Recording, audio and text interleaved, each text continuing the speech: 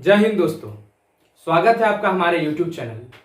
जैसा कि हम लोग यूरोप में राष्ट्रवाद पढ़ रहे थे, हिस्ट्री के पहला चैप्टर यूरोप में राष्ट्रवाद में हम लोग 1848 की क्रांति 1830 की क्रांति को कवर कर चुके थे।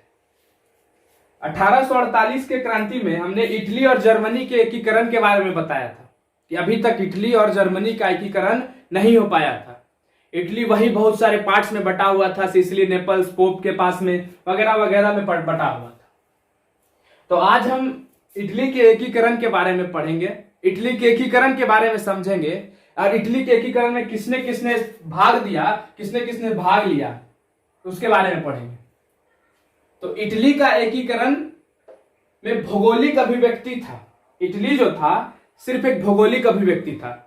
इटली सिर्फ एक मैप में था कि सिर्फ ये मैप में ऐसे करके इटली सजता था कि सिर्फ इटली जो है एक जगह का नाम है। इटली का ना अपना राजनीतिक पहचान था, ना कोई अपना पहचान था। तो वहां इटली में कई स्वतंत्र राज्य हुआ करते थे। अब जहां पर तरह तरह के लोग रहेंगे, जब तरह तरह का पार्ट्स में बटा हुआ रहेगा इटली, तो वहां कई तरह के अलगाव की भावना आएगी। अलग अलग धर्म रहेगा, अलग अलग सब कुछ रहेगा। तो वहीं इटली में भी वही था कि इटली सिर्फ एक भौगोलिक अभिव्यक्ति का था और वहां कई स्वतंत्र राज्य हुआ करते थे जिसमें अलगाव की भावना हुआ करती थी। इटली में फ्रांस और ऑस्ट्रिया जैसे विदेशी राष्ट्रों का हस्तक्षेप हुआ करता था। अब फ्रांस और ऑस्ट्रेलिया जहां पर आए, वहां पर समझ लीजिएगा कि वहां पर पुरातन व्यवस्था को लागू करना चाहते थे, राष्ट्रवादी भावना को कुचलना चाहते थे, जनवादी आंदोलन को दबाना चाहते थे। तो ठीक उसी प्रकार इटली में फ्रांस और ऑस्ट्रिया के हस्तक्षेप था। अतः एकीकरण में ये लोग क्या करता था, फ्रांस और ऑस्ट्रिया एकीकरण में विरोध किया करता था। इटली का राजधानी क्या है? पोप। उस समय इटली का राजधानी रोम हुआ करता था और रोम पर किसका अधिकार था? पोप का प्रभाव था। अब पोप का यह इच्छा था कि जब एकीकरण इटली का होगा तो मेरे नेतृत्व में होगा, दूसरे के नेतृत्व में नहीं होना चाहिए। अब पोप एक पादरी था।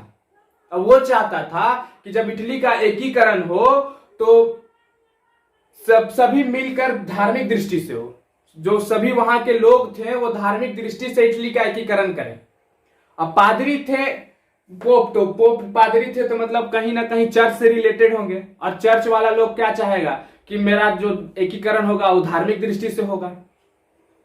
ठीक उसी प्रकार पोप भी वही चीज चाहते थे।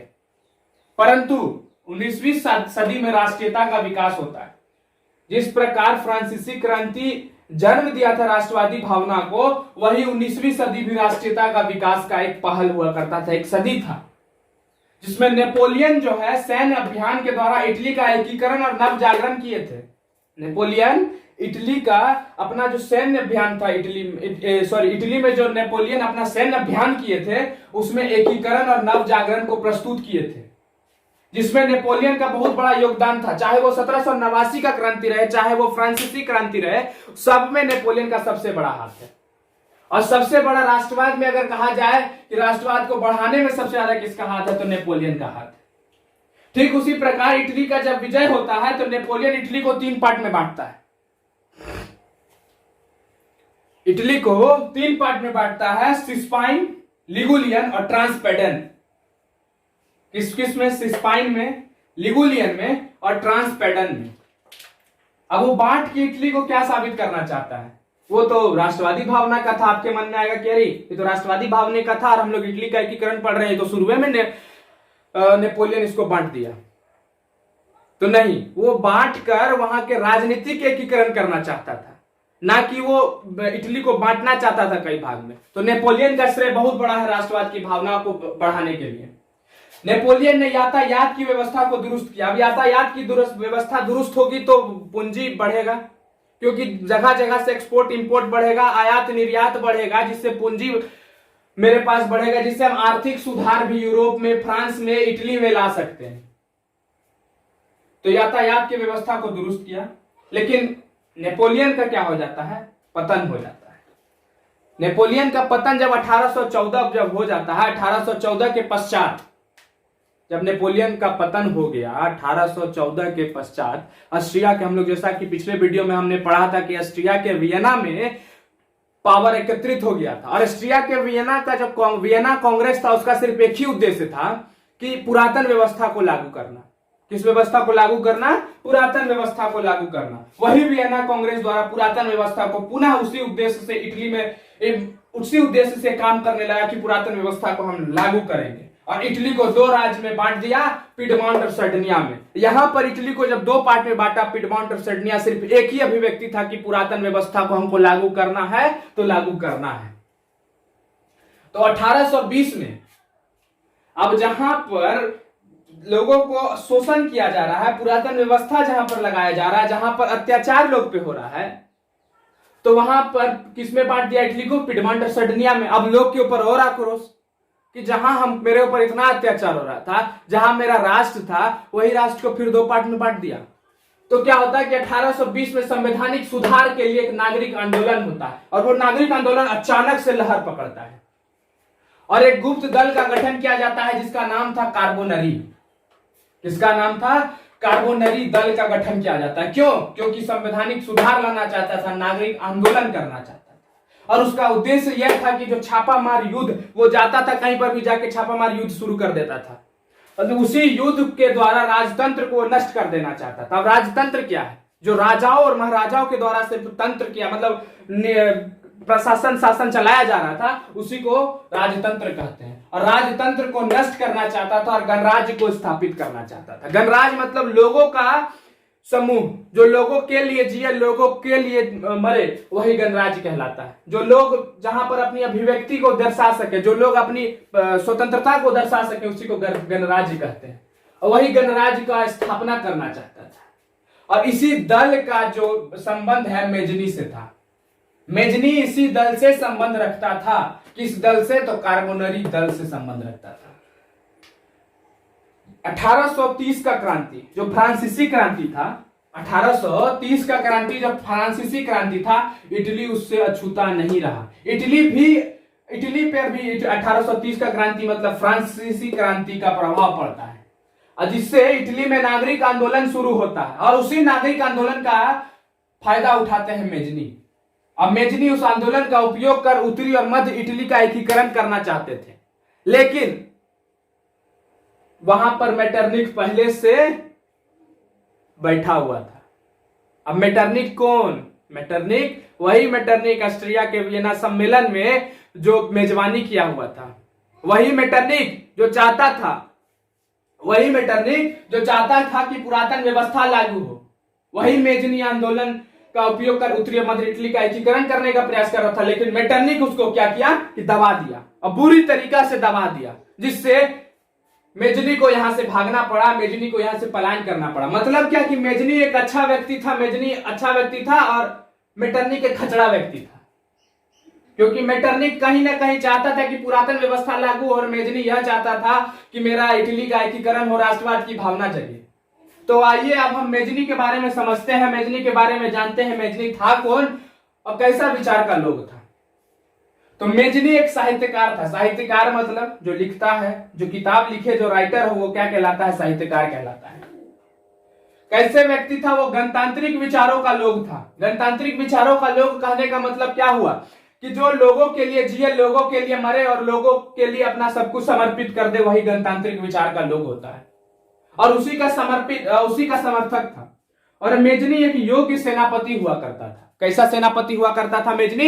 एक योग्य सेनापति हुआ करता था। योग्य सेनापति मतलब टैलेंटेड, जिसके अंदर प्रचुर मात्रा में सेना वाला गुण हो, उसी को योग्य सेनापति कहते हैं। मेजनी के अंदर आदर्शवादी गुण बहुत भरपूर था, व्यवहारिक गुण कम था। आदर्शवादी गुण कहने का मतलब जो कहेंगे वही करेंगे। मैंने जो एक बार कमिटमेंट कर दी, फिर मैं अपने आप की भी नहीं सुनता, वही वाला गुण था आदर्शवादी गुण। अब व्यवहारिक गुण बहुत कम था। व्यवहारिक गुण मतलब दल में बैठा हुआ किसी को चलो चलने दो, जैसा चल रहा है चल रहा है। व्यवहारिक गुण कम था, लेकिन आदर्शवादी गुण, अपने आदर्श का वो पक्का था, अपने असूल का वो पक्का था। कौन? मेजनी। 1831 में यंग इटली संस्था का स्थापना करता है और नवीन इटली का निर्माण करने में अपना योगदान देता है। 1831 में एक यंग इटली नामक संस्था है, उसी इटली में यंग इटली नामक संस्था का गठन करता है और इटली का निर्माण, पुनर्निर्माण के लिए, इटली का जो एकीकरण है उसका निर्माण के लिए योगदान कौन करता है? Young Italy. और यंग इटली का निर्माण कौन करता है? मेजनी। यंग इटली का सिर्फ एक ही उद्देश्य था कि इटली में जो विदेशी हस्तक्षेप है, जैसे ऑस्ट्रिया हो गया, फ्रांस हो गया, उसके हस्तक्षेप को खत्म करके संयुक्त गणराज्य को स्थापित करना। किसको स्थापित करना? संयुक्त गणराज्य। संयुक्त गणराज्य मतलब क्या होता है? जो सब मिलजुल के, जहां पर लोग एक जगह पर आए, अपना विचार को रखे, जो लोग के लिए सब कुछ हो, लोगों के लिए सब कुछ हो, जैसे डेमोक्रेसी है, of the people, for the people, by the people, वही है संयुक्त गणराज्य। और उसी गणराज्य को स्थापित करना चाहते थे इटली, और इटली से विदेशी हस्तक्षेप को खत्म करना चाहते थे। 1834 में यंग यूरोप नामक संस्था का गठन करते हैं, जिससे राष्ट्रीय आंदोलन को बढ़ावा मिलती है। यंग यूरोप एक संस्था था जिसमें जवान सब आके अपना योगदान देते थे और राष्ट्रीय आंदोलन को बढ़ावा देते थे। 1848 का समय फ्रांस में क्रांति का दौर चल रहा था। अब फ्रांस में जब क्रांति का दौर चल रहा था, खचड़ा व्यक्ति कौन? मेटरनिक। वही मेटरनिक को क्या करता है कि भगा देता है, ऑस्ट्रिया को छोड़ना पड़ता है। और इससे मेजनी क्या होता है? पुनः वापस। Gabbar is back. वही बैक को गब्बर कौन था? मेजनी। अब मेजनी क्या हो जाता है? पुनः वापस हो जाता है। मेजनी क्या चाहता था कि संपूर्ण पूरा इटली का एकीकरण करना चाहता था और गणराज्य बनाना चाहता था। मेजनी क्या चाहता था कि संपूर्ण इटली का एकीकरण हो और गणराज्य बने। क्या बने? गणराज्य बने, जो लोगों के लिए हो, जो राष्ट्र लोगों के लिए हो, जहां पर लोग अपनी स्वतंत्रता का प्रचार कर सके, जहां पर लोग यह दिखा सकते कि हम स्वतंत्र हैं, वो गणराज्य को स्थापित करना चाहते थे। जबकि इटली को दो पार्ट में जब बटा, पिडमोंट और सर्डिनिया, और वहां का शासक चार्ल्स अल्बर्ट था, वो चाहता था कि मेरे नेतृत्व में एकीकरण होना चाहिए और मेरे नेतृत्व में सभी प्रांत को विलय करना चाहिए। प्रांत मतलब जहां राजा महाराजाओं का जहां क्षेत्र हो उसको प्रांत कहते हैं, और उसी प्रांत का विलय चाहता था। और किसके नेतृत्व में? चार्ल्स अल्बर्ट अपने नेतृत्व में चाहता था। अब क्या हुआ? जिस समय सर्डिनिया और पिडमोंट का शासक चार्ल्स अल्बर्ट था, उस समय ऑस्ट्रिया द्वारा इटली पर आक्रमण कर दिया जाता है और चार्ल्स अल्बर्ट का पराजय हो जाता है। चार्ल्स अल्बर्ट का पराजय होता है और ऑस्ट्रिया के द्वारा जनवादी आंदोलन को कुचल दिया जाता है। कौन से आंदोलन? जो राष्ट्रीयता के लिए आंदोलन चल रहा था, जो एकीकरण के लिए आंदोलन चल रहा था, उस आंदोलन को क्या कर दिया जाता है? कुचल दिया जाता है। और इसी प्रकार मेजनी का क्या होता है? पुनः हार हो जाता है। क्यों? क्योंकि वहां पे जनवादी आंदोलन को कुचल दिया गया, राष्ट्रवादी आंदोलन को कुचल दिया गया, वहां के लोगों को हटा दिया गया और आप चार्ल्स अल्बर्ट को भी पराजय कर दिया गया। और इस प्रकार मेजनी का क्या हो गया? हार हो गया और मेजनी को पुनः इंग्लैंड पलायन करना पड़ा। तो आज के वीडियो में हम इतना ही रखते हैं। कल के नेक्स्ट वीडियो में, जो आने वाला वीडियो जो भी रहेगा, उसमें हम एकीकरण का द्वितीय चरण को पढ़ेंगे और आने वाला जो भी टॉपिक हो वो आपके बुक में, उस सब टॉपिक को धीरे धीरे कवर करते हुए इस चैप्टर को कंप्लीट करेंगे। एक अच्छे से फ्लो में कंप्लीट करेंगे। आशा करते हैं कि आप लोग को यह वीडियो पूरे तरीका से समझ में आया होगा। तब तक के लिए धन्यवाद। आप लोग नोट्स जरूर करिएगा। तब तक के लिए धन्यवाद। जय हिंद।